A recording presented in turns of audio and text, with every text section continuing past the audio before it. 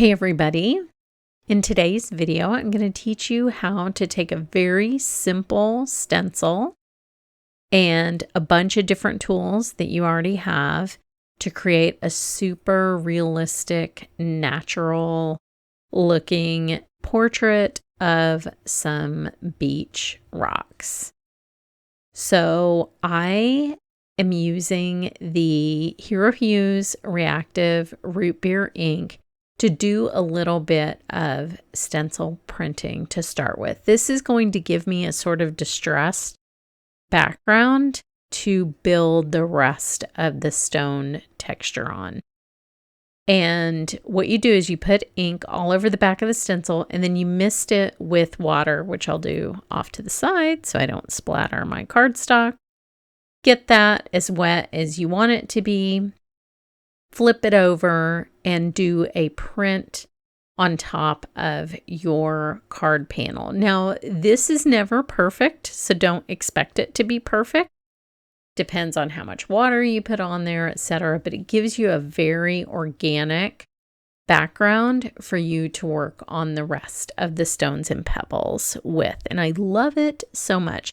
If you want, you could take a paintbrush while this is still wet, and you could take this wet, reactive, water reactive ink, and you could fill in some of these areas if you want. Personally, I like it sort of here and there, like it ended up when I printed it, so I don't really do that.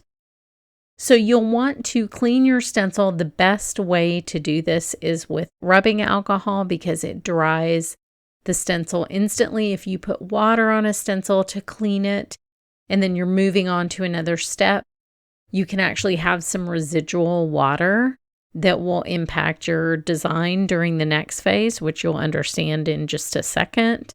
So I really recommend rubbing alcohol for cleaning your stencils.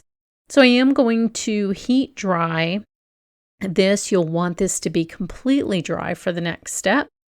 And I'm putting it on some tape that's already on my glass mat to just hold it down to my work surface while I put the stencil back on. So you'll want to put it on the same way, obviously, that you printed it with so that it will mask out the exact same areas that you applied ink to before you move on to the next step. Now, I'm going to tape the stencil down to my work surface as well. You could also use a grip mat, a sticky mat. You have a lot of options.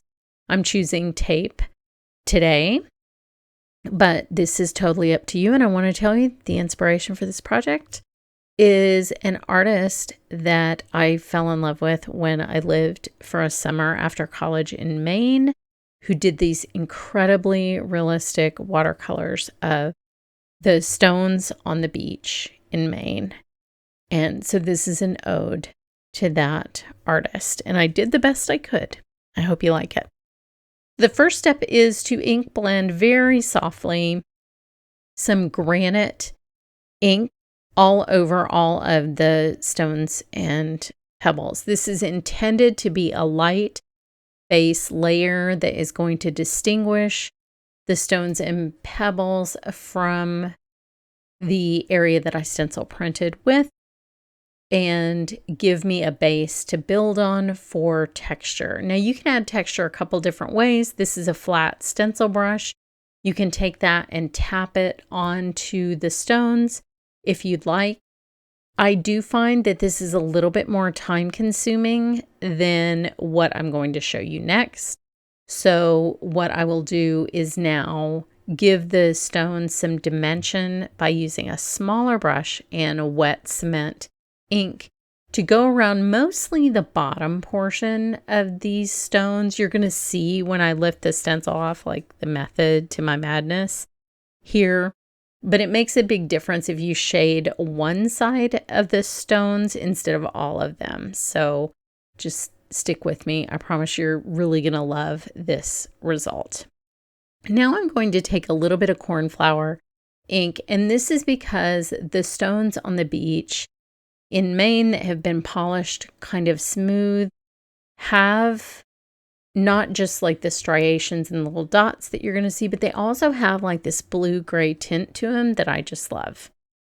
Then I took an Amazon box, don't judge me, and I pulled off the paper like I showed you in the beginning, and I'm using this as a stamp to stamp the striations that you see on those main beach rocks randomly across these stones. And this gives like a distressed stripe. It's not as even as a stamp.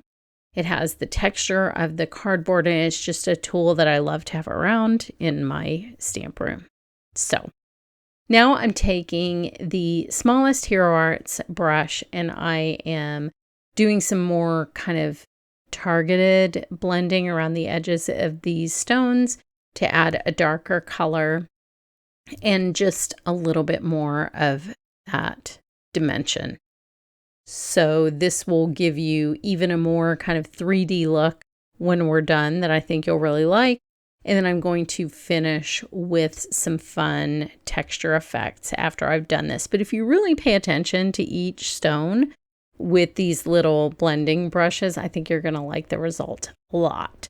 So let's move on to splattering. So I'm taking the same root beer ink, and I'm going to show you two different ways to do these splatters. So first, spray a little bit of water onto the root beer ink, and then take a teeny tiny brush. I cannot tell you how small. This is my smallest detailed watercolor brush.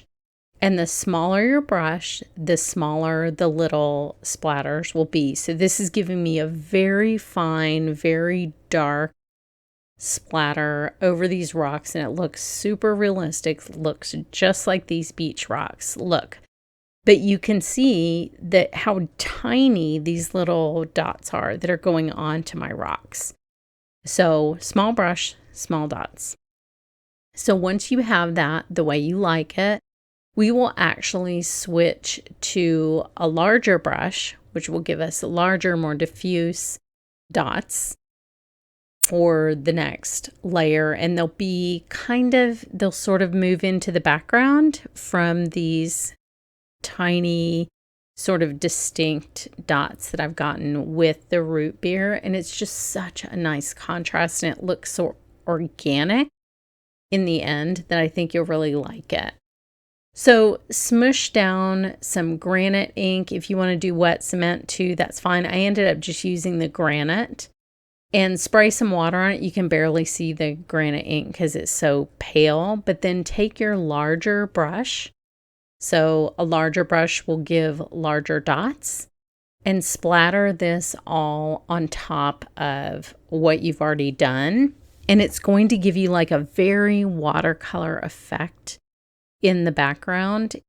It's so cool to see the two different kinds of dots. Like, just trust me until you see the close-up that the contrast between those two steps really makes this background shine. I think you'll really love it. So I'm going to keep you in suspense while I remove the tape, remove the stencil from the tape, and then pick up this entire thing after I've dried it. And you'll also see what a big difference that tiny touch of blue makes in these rocks and how realistic that looks. So if you can look at them up close, you can see how it really looks like rocks in a tide pool on the beach.